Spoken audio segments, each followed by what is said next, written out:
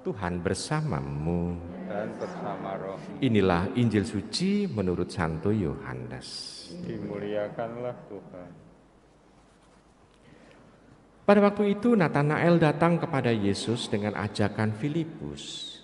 Tatkala melihat Natanael datang, Yesus berkata tentang dia, "Lihat, inilah orang Israel sejati, tidak ada kepalsuan di dalamnya." Kata Natanael kepada Yesus, "Bagaimana engkau mengenal aku?" Jawab Yesus kepadanya, "Sebelum Filipus memanggil engkau, aku telah melihat engkau di bawah pohon ara." Kata Natanael kepadanya, "Rabi, engkau anak Allah, engkau raja orang Israel."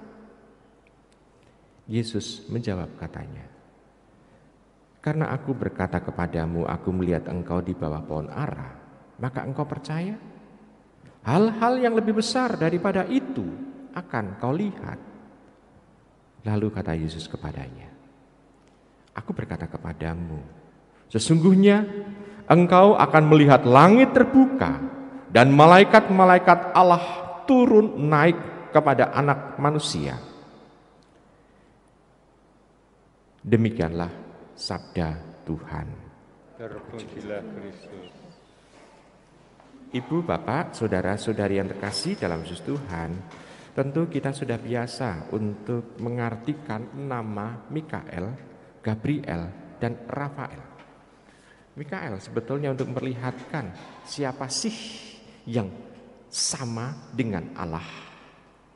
Sebetulnya itu siapa sih yang sebetulnya bahasa kita, bahasa populernya adalah siapa sih sing podo karo Gusti gitu kan.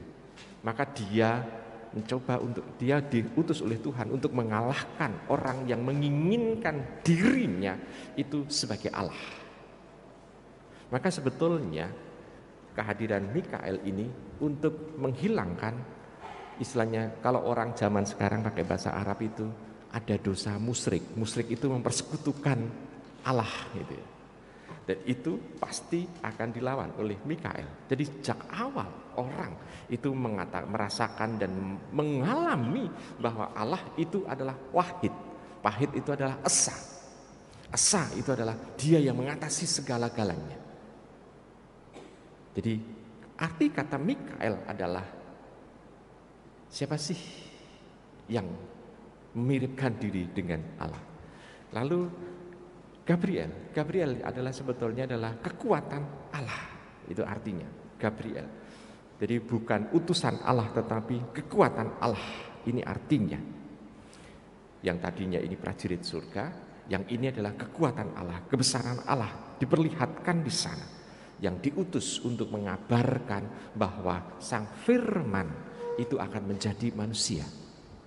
Firman Allah akan menjadi manusia.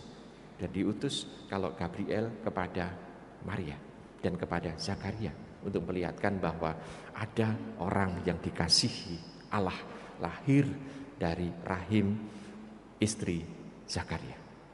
Lalu Rafael artinya apa? Rafael adalah Allah yang menyembuhkan atau Allah sang penyembuh. Dan kita bisa melihat peran dia sungguh luar biasa. Penyembuhan dari apa? Ya penyembuhan dari semua bencana yang sulit untuk disembuhkan oleh manusia. Dan Tuhan menyediakan tanpa harus orang menggunakan cara-cara yang istilahnya seperti dilakukan oleh dukun. Tidak. Tetapi untuk memperlihatkan bahwa Tuhan itu menguasai. Semua ingin dibuat baik adanya. Jadi itu kita bisa melihat, itu yang menjadi malaikat agung. Dia adalah utusan Allah. Nah kalau ditanya sekarang, dia laki-laki atau perempuan? Malaikat itu laki-laki atau perempuan? Memang secara tradisional dikatakan santo, tetapi bukan berarti harus dia laki-laki. Anda lihat saja, kalau pada saat pada saat Natal, siapa yang menjadi malaikat Gabriel? Biasanya perannya diambil dari laki-laki atau perempuan? Perempuan kan, biasanya kan dengan menari lalu. Tetapi tidak menjadi permasalahan. Kenapa? Karena makhluk surgawi tidak untuk kawin dan dikawinkan. Dia laki-laki atau perempuan, ya karena dia hidup di dunia ini untuk kawin dan dikawinkan. Sedangkan makhluk surgawi tidak. Maka tidak perlu dipermasalahkan tentang hal itu, laki-laki atau perempuan. Karena apa? Karena dia disebut laki-laki atau perempuan, berarti pikiran orang yang bertanya itu adalah orang yang memikirkan tentang kawin dan dikawinkan. Jadi tidak usah menjadi permasalahan. Nah sekarang bagi diri kita, lalu mengapa kok Tuhan yang Maha Besar itu mengutus malaikatnya? Ya sebetulnya untuk memperlihatkan bahwa sebetulnya untuk membantu manusia memberikan kebaikan tanpa Tuhan harus hadir sendiri itu sebetulnya. Tetapi untuk melihatkan bahwa kebesaran Tuhan, bahwa makhluk Tuhan sendiri sudah bisa mengatasi segalanya. Untuk bisa memperlihatkan bahwa kita bisa lebih memuliakan Allah sendiri. Makhluk surgawi saja sudah bisa mengatasi segalanya, apalagi Tuhan, apalagi Allah. Pasti dia lebih besar dari itu. Jadi sebetulnya ini juga menjadi semacam sesuatu bagi diri kita. Tanpa Tuhan ikut campur tangan dalam kehidupan kita, sudah ada bantuan dari makhluk surgawi yang diutus oleh Allah secara khusus demi kebaikan manusia. Nah, Ibu, Bapak, Saudara-saudari yang terkasih dalam Kristus Tuhan, jadi dalam karya keselamatan yang diharapkan dan direncanakan oleh Tuhan, malaikat-malaikat itu saja sudah bisa dihormati, apalagi Allah. Tetapi dengan kita mengatakan malaikat, kita tidak pernah menyembah malaikat. Malaikat yang ingin untuk dirinya disembah adalah setan. Justru yang kakinya diinjak oleh malaikat Mikael, itu malaikat yang ingin untuk disembah, justru menjadi setan. Sedangkan malaikat kita hormati. Kalau kita berdoa kepada malaikat, ya kita minta tolong supaya kita dibantu dalam doa-doanya juga kepada Allah.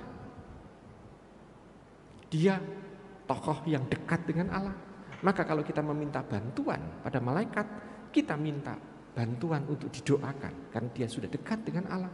Maka doanya pun bisa lebih mudah untuk diaturkan kepada Allah.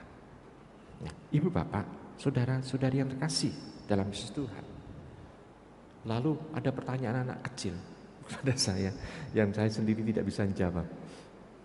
Romo, apakah malaikat itu punya sayap?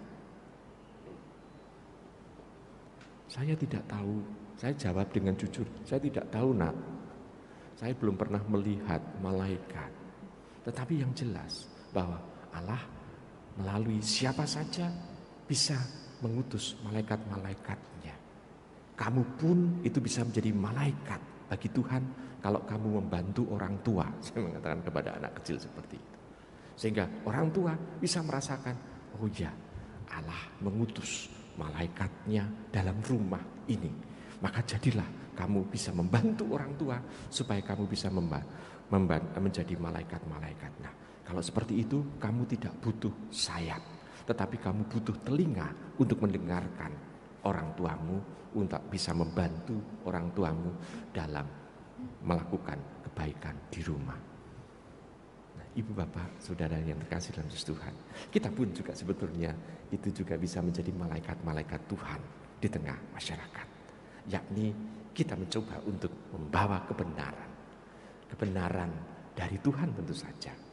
Kita juga bisa membawa kebaikan, yaitu menjauhkan orang dari dosa. Kita juga bisa membawa kebijaksanaan untuk melihatkan kedewasaan kita.